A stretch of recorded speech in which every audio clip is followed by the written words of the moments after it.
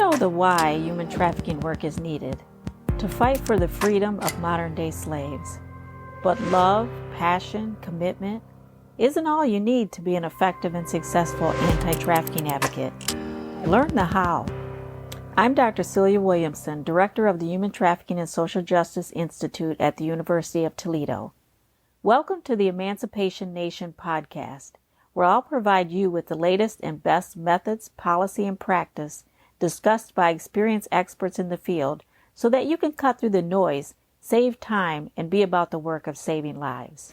Welcome to the Emancipation Nation. This is episode 201. I'm Dr. Celia Williamson, and today we have Anna Schram back with us to talk about this year's Human Trafficking and Social Justice Conference. So, hi, Anna. Hi, Celia. Thanks for having me back. Yeah, so, every year for the past 20 years, we have hosted the Human Trafficking and Social Justice Conference. It is a global conference with many, many people that attend. So, Anna, first, tell us for this year, how many people attended, how many countries, how many representatives across U.S. states? Yes. So we had our 20th annual conference back in September. It was September 20th through the 22nd, which now that it's December, that's like, 2.5 months ago, which is crazy because it just feels like we just had it and I'm still recovering from it. But it went well. It was a very successful 20th annual conference. We had 1,400 attendees who came over that 3-day conference. Of that 1,400, 235 of those attendees were survivors or lived experience experts, which was very exciting because that is, those are the people that we do this work for. And then we also had 400 college students who attended, which is also very exciting, being part of the University of Toledo. We had a lot of University of Toledo students, but we also had several other college students from other universities across the country who attended, which is great for them to get exposure to an academic conference, learn from some of the top researchers and advocates, people in healthcare and law enforcement from around the world. So it's a great opportunity for them. And then, so overall of those 1,400 attendees, they came from 49 states within the United States. So very close to getting all 50 states at one conference. That will hopefully be our goal for future years to get every single state at one conference. And then we had 27 countries that were represented at this year's conference, which is huge. Several of them were new countries, including Cameroon, Colombia, Greece, Kyrgyzstan, New Zealand, and Portugal were all new countries that have never had anybody come before. So that is very exciting. We are continuing to see, growth and expansion every year, word of mouth. It's great to get these new people. So now we're up to, over the past 20 years, we've had attendees from 57 countries. So our numbers just keep growing and it's very, very exciting. Yeah, and while we have had all 50 countries at one point or all 50 states, I should say, at one point or another that have come to the conference in 1 year, 49 states. So we have to call out that one that didn't show up. So which state was that? I know. It was New Hampshire who did not come this year. They have come. They even came last year and they've come several of our previous years, but New Hampshire let us down a little bit this year. So New Hampshire, if anybody from New Hampshire is listening or you've come to the conference before, please come back next year. Help us get to all 50 states in 1 year. That's right. What up, New Hampshire? Like you were not in the place representing your state, but that's no, okay. They took a year off and it was the wrong year to take off. Exactly. So tell us any highlights from this year's conference. I mean, it was the 20th year. So anything that we did special this year? Yeah, we did a couple things special. We put together some compilation videos of pictures and messages from previous years, just kind of looking back, when you hit those big milestones, you kind of look back over the years on how you started, where you've come, and where you've grown into now. So we did kind of, a little blast into the past. And then we did a video hearing from survivors who have come over the past 20 years and how the conference has impacted them. I also did a little surprise thing for Celia that she didn't know about, and surprised her on the last day of individuals who have worked closely with her over the past 20 years on the conference, and kind of some serious and funny memories that they've had of Celia. And so that was very touching, just to celebrate Celia and all the work that she has done over these past 2 decades. Yeah, that was so funny, because the day that video was shown, I had no idea, of course. And Anna is sort of rushing through this agenda that we have laid out. And I'm thinking to myself, oh my gosh, she's going too fast. Like, we're going to run out of time. We're going to just have dead air, and we're not going to be able to. And so I was getting a little nervous about that. But and that was wonderful, because all my friends and my peeps and my village from all around the world spoke about the conference and our work together. And it was amazing, amazing. I would have to say, I love the compilation videos as well. My favorite was just the survivors talking about what the conference has meant for them and their participation, and whatever their own words was just really just grounded us in the reasons very vividly and very directly that we should continue another 20 years. So yeah, keep on going. A couple other of the new things that we did this year, we updated our virtual conference platform that we call the conference web app, with a little sort of gamification to encourage attendees to explore it more, see all the things that it has to offer. So attendees could earn stars by completing achievements. So that was just a fun thing. And then, in our conference directory where it lists everybody's name, it also shows how many stars you've earned under your name. So you can see, oh, this person's, only earned 1 star. This person earned all 4 stars that they could get. So just a fun little something to encourage people to interact with it more and interact with each other. And then another huge thing that we did this year that was kind of apart from our international conference was we launched our new high school online program that we're calling HSOP, because we love a good acronym here. So high school online program, HSOP. So this replaced our live high school summit that we used to do in conjunction with our international conference every year. We just weren't getting a lot of engagement from students. It's difficult for them to take out time during a school day and it being virtual. So we decided to create content that was going to be freely accessible online at any time of the year. So teachers or students can access it on their own schedule.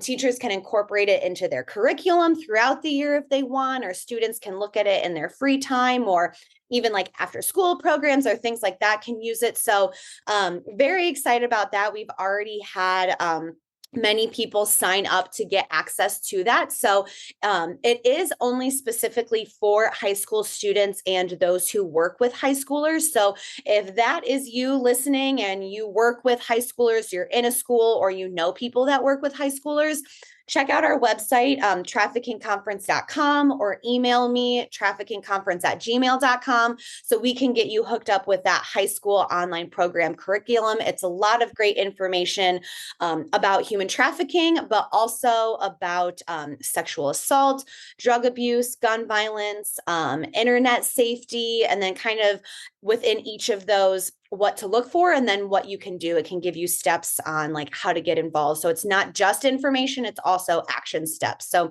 we were very excited to launch that this year, and it kind of just stayed, it kind of lined up with it being our 20th annual conference. So that was another way that we were able to celebrate this year. Yeah, it's like a sort of work smarter, not harder. So giving access all year round, not just one day. And I'd love to do a podcast just more specifically on HSOP and kind of walking people through it. And but they could get started checking it out now and having access to it now. So that is our gift to the world for the 20th year. So, Yes. and people that, of course, attended the conference got the jump. They got to learn about this early. So, but of course, it's accessible and free to anybody who wants to access it and have information already ready-made for you. So, anything else in particular about this year's conference? Anything that stood out to you that you really liked? Well, for me, it was great. We have just had another seamless good year every year with this virtual event. I feel like we are, getting better and better, growing and growing. But I only get to experience a little bit of part of it or behind the scenes. Just I don't get to sit in any of the sessions. So I just get to hear from attendees. And so we have an overall conference evaluation that attendees fill out at the end. And I was able to go through that not too long ago and kind of read through the comments of people who attended, what they liked, what they thought, maybe we could improve for next year's, what they walked away with in some specific sessions. So I pulled some quotes that kind of stood out to me. So I'd love to kind of just go through a couple of those if that works for you, Celia. Oh, yeah, goody. Excellent. So just a couple like overall things. One person said, and we've been talking about it being the 20th annual one. So somebody said, I loved that this conference has been around for 20 years, providing information and tools to providers and survivors. The tribute to Celia was great. People deserve their flowers. I also love the diverse survivor-led topics and insights from providers. So just somebody, acknowledging the great work that we've done for these 20 years and that they loved the conference. Yeah. Another person said that this was my first year attending. I liked that there were so many different things to learn from, and that even though I was attending one session, I could download information from another. So love to hear this from a first-time attendee. Love that we're still getting new people every year. Yeah. And that, they kind of just highlighted that even though there's so many sessions, they could watch some live and then afterwards they could watch more later, or they could still access those PowerPoint slides. Well, so before you move on, explain that a little bit. How many sessions did we have? What are you talking about? Can watch it after the conference? Yes. So this year we had about 110 presentations over the 3 days, which is so many to choose from. So people probably had between 8 to 10 breakout sessions during each breakout time to choose from. And since that is so many, and since we are an international conference with people in different time zones, we allowed attendees for 3 entire weeks after the conference to be able to watch the recorded presentations on demand on their free time. And they were also able to download PowerPoint slides, download any handouts, so they could still access all the information that they wanted to if they couldn't get it during the live conference. Yeah. And can you just remind us the cost of the conference? Because, I know conferences are $600 and $700. I've gone to conferences that's $800 and something dollars. So how much is our conference? Yeah, this past year it was $250 for the 3 days. So yeah, with 110 breakout sessions, that's a pretty good bang for your buck. I was looking at conferences that are upcoming this morning when I was working, and I was seeing like $400 to $500, and that's less than what you had mentioned, but that was still a little bit of sticker shock for me. So we are try to make this as affordable as possible. The prices might increase a little bit for next year. We'll be revisiting that in the springtime, so stay tuned for that. Yeah, we have to keep the technology crisp. And so it starts to get a little bit costly, but we're going to try to keep those prices more affordable for people so that they can really come and partake of the information and not break the bank. So, but yeah, read some more comments of people's thoughts. I think that's awesome. Yeah, so kind of on the same lines, like with the technology, someone said the online format allows people from all over the world to attend and collaborate. This also allows people who would not normally be able to attend due to other conflicts to squeeze in a session or two when possible. So I know that people do miss the in-person format, and there is definitely a place for that. And I love that conferences are getting back to in-person. But with us, we are in a unique opportunity as a virtual international conference to just bring people from all over the world who might not necessarily have the funds to be able to travel internationally, or can't take the time off work, so they're able to just fit in a session or two. So I love that that person highlighted that. And then another thing with technology, someone said technology was seamless this year. In the past years, there was some more issues, which is understandable. However, each year the team seems to get better at figuring them out. So I was happy that someone had a good technology experience with the conference this year. Of course, we're always going to have some of those things that we can't foresee or fix, but we are trying to get better and better each year. Yeah, and I think Zoom has helped us out, because of the pandemic. Unfortunately, people have had to meet using Zoom a lot, and so people are becoming more comfortable clicking on things and following along, and we've made our sessions and places to visit and see people's materials and things like, we made it so simple and easy to do that even people who have a very rudimentary understanding of technology are able to get around at our conference. Not to mention that, you every so many hours actually go through things that actually remind people, okay, don't forget to click here. And there's little arrows that you have that show people, remind people how to do their session evaluations and the overall evaluations, and, how to get to the vending area to look at people's materials. And so do you recall any of the vendors that we had this year that might have been pretty cool? We had about 25 vendors this year that were a mix between resource vendors who provided just information on services they provide. So that included, some of our local organizations that are involved with our coalition were there, providing information about their programming and things like that. So there was Child Welfare Information Gateway, relink.org, which provides, a hub for a bunch of different services. We had the SOAP project, and we had a Safe at Home from the Maryland State of Health and Human Services. So those were pretty cool. And then some of the other ones that sold products that were our retail vendors. My favorite personally, it was called Ring True. And they actually gave us several products to raffle off for free to several lucky winners. And they had these really fun like fidget rings that were a set of 2. I thought those were really cool. And then they also had some really pretty bracelets. And I got some of those as Christmas presents this year for people in my life. So loved them. And then there was also some people who were selling consulting services like Celia Consulting, and they gave away free like a 3-hour consulting to an organization, which was great. Some people who were selling books and selling other trainings and resources. So we love our vendors and love to highlight them. Yeah, absolutely. And the soap, by the way, are these little soaps that people give to hotels and motels. So they were a good resource vendor for people who might just want to be involved in providing. And on the back of the soaps are the 1-800 human trafficking number.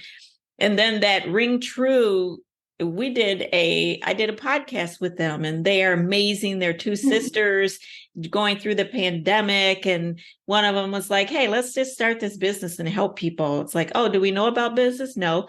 Do we know how to make jewelry? No. But let's do it. It'll be great. And they did. And it's actually very successful.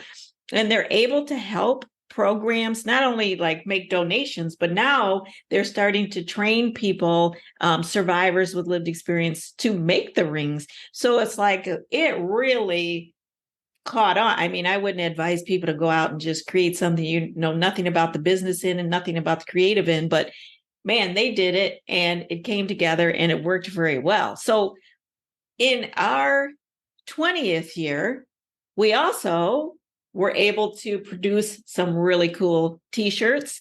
And Mhm. get those t-shirts, and what did they say? Yes, we had exclusive 20th annual t-shirts that had our logo and celebrating 20 years on them. We got them from Worthwhile Ware, who was also another vendor at our conference. And so they provide these ethically sourced, organic, fair trade shirts that we were able to put our own brand on them, and so they do that for other businesses and agencies that want to sell their branded t-shirts. And then I believe they also sell, Worthwhile has their own product line too, if you just want to shop and support them. So that was really exciting. And I think you did a podcast with them as well, Celia. Yeah, I did. And they do a lot of anti-trafficking work in terms of now getting into hiring people who are survivors, doing all kinds of great work. So yeah, if your company happens to be ordering t-shirts or ordering products, please check them out first. Put your money where your mouth is, and purchase people who are trying to do that great work. Anything else about this past conference that we need to tell people about? Just a couple other things in quotes. Wanted to highlight a couple sessions that people really enjoyed. I have a long list of presenters and sessions that people loved that we're hoping to bring back for next year. But some of the ones that really stood out, we had several sessions this year on familial trafficking. And so I'm glad that we have been highlighting that over the past several years. Each year we get a couple more sessions on familial trafficking. So a couple of people said, so one individual said that I am a survivor of familial trafficking. So my heart going to this was to understand how this is being talked about, understood, and addressed with service providers. I think there's a long way to go with helping service providers to understand and know how to address childhood trauma, but I think these presenters are absolutely amazing. So we do have a long way to go, but I love that it is being talked about. Especially, having survivors of familial trafficking who are presenters, but then who are also attending these other sessions and seeing themselves in these presentations, and that they're not alone and they have this community with them. Another person said to have survivors who have thrived to the level of strength and competence to equip themselves to reach back and help others is the ultimate level of self-sufficiency and growth. This specific presenter is a role model for survivors who can reach this stage of recovery and personal growth. Thank you for your raw honesty and passion. I've commented before about the increase in conference sessions pertaining to familial trafficking. Most of us assume that children caught in this web of horror are runaway, throwaway, giveaway victims. It is difficult to think that children cannot find safety within their own homes, which is nothing new. So again, just bringing to light familial trafficking, and to have these really strong thriver presenters at the conference is amazing. Well, I love people in their evaluation really take their comments to heart. Like sometimes you go to a conference and it's like, I'm just going to check off I'm not going to write anything because who cares? They're not going to really. But people that come to our conference, they really make their comments are thoughtful, intentional, and we actually read them and we focus on them, and we try to make improvements based on people's thoughts. So I just hope that people will continue to be passionate and intentional when they speak to us about the conference and what we're doing well and what we could do to improve. So, but go ahead. Yeah, there was just one other session that people spoke several sessions that people spoke highly on, but this one kind of stood out to me too. It was the session on moral injury.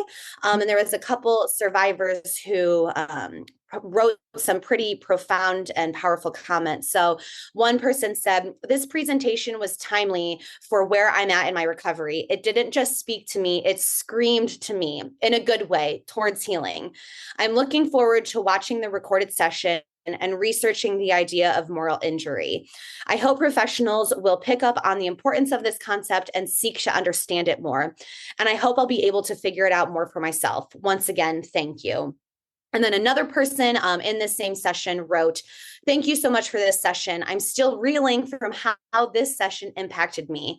I've been on my own roller coaster healing journey for 24 years. And after seeing this presentation, I know this is what my life and healing journey is missing. I will for sure be looking into this more. I hope to continue to hear more about moral injury in the future. Thank you so much." So those just stuck out to me. It gives me a little bit of chills. And I love that we are still able to bring new concepts and these powerful topics that, aren't just for our service providers, our academics, our researchers, but are also really impacting survivors on their healing journey. Yeah, I think that's so powerful. I mean, that is something that of somebody that took the time to reflect and again gave us something thoughtful, very intentional.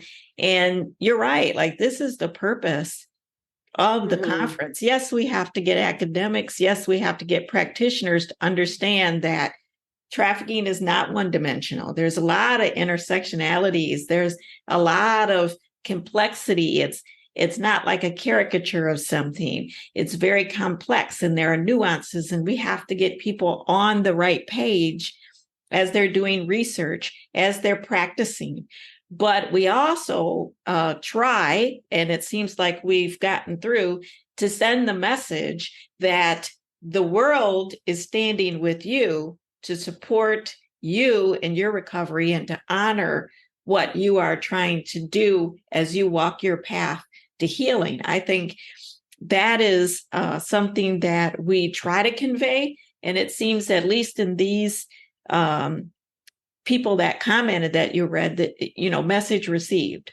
So that is, worth all of the work that we do all year, because that is exactly, they're speaking to us to keep this up and to keep going down that path.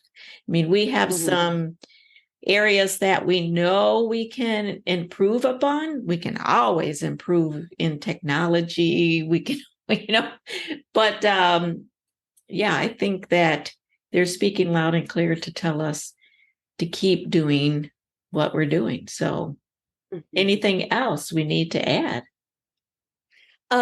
I think just on the note of keep doing what we're doing, I'd love to talk about some of the key dates for our 2024 conference. Absolutely. So looking forward to next year. So not only, we wrapped up everything with 2023, now we're moving on to next year already and planning that. So I just announced this morning on our social media pages the save the dates for next year. So we are remaining virtual again for next year's conference. So it will be on September 18th through the 20th. Again, that is a Wednesday through Friday, so a 3-day virtual conference. I'm very excited about that. Our registration will open June 3rd. So I know it's like, we're getting into the cold winter months. June and summer seems so far away, but believe me, it will come quickly. Keep up to date on our website. If you want to be on our email list, email me at traffickingconference@gmail.com. But probably the date that is coming up quickest is our call for presentations. So if you are interested in being one of the many breakout presentations at our conference, whether you are a direct service provider, run a program, have completed research, you work in healthcare, law enforcement, or in the legal side of things, whether you're a survivor who would like to share their story, we are accepting presentations starting on Monday, January 8th. So that is just about, a month from now, we will be starting to accept presentations. And then that will be open for a couple months. And the last day to submit will be March 31st. So you've got that January through March to put in your application for presentations. So, we're just hitting the ground running in the new year and excited to see what 2024 brings. Absolutely. I mean, and also if you're a social worker, a nurse, a teacher, a politician, I mean, there are so many ways, so many perspectives, so much work being done out there. Like, don't count yourself out. Maybe you have some great information to share. Maybe you've been doing a few years of some really good work. So you should know that when you submit your abstract, people will review it, will critique it, and you'll be selected. So also don't think just because you submit an abstract, you will be presenting. It is competitive, but please, if you have information, if you have a level of expertise, please submit, because some of the issues with some of the people doing the best work is they don't feel like they're perfect, that they're not ready, that they're not. And so a lot of this great knowledge from these people doing great work, we don't get to learn about what you do. So if you're doing something, you think it's at the level, you need to share it. If there's a level of expertise there, people need to know, please try. And you know what? If you don't get selected this year, so what? It doesn't mean that you're not doing great work. It just means that it is highly competitive. There are a lot of people submitting, but please try, because if you're not selected this year, maybe next year. But please don't sit on your great creative, hard advocacy work that you've done and think that people don't want to hear about it. So, if you so choose, try to submit an abstract and be a part of the family, be a part of the village, and share what you know next year. So anything else, Anna?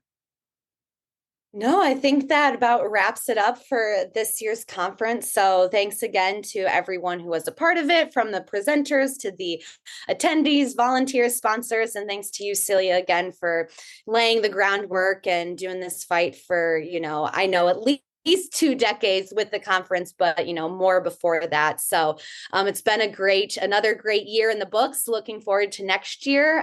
Stay up to date on our website, traffickingconference.com. Email me with any questions at traffickingconference@gmail.com, and we will see you all next year. Thank you so much, Anna. Thank you for what you do to organize all of these countries and states, and the platform and the vending booths, and the t-shirts and the giveaway gifts and all of the things that make this conference amazing and keeps people coming back and brings new people. So with that, we'll say we'll see you next year at the conference as the fight continues. Let's not just do something, let's do the best thing. If you like this episode of Emancipation Nation, please subscribe, and I'll send you the weekly podcast. Until then, the fight continues.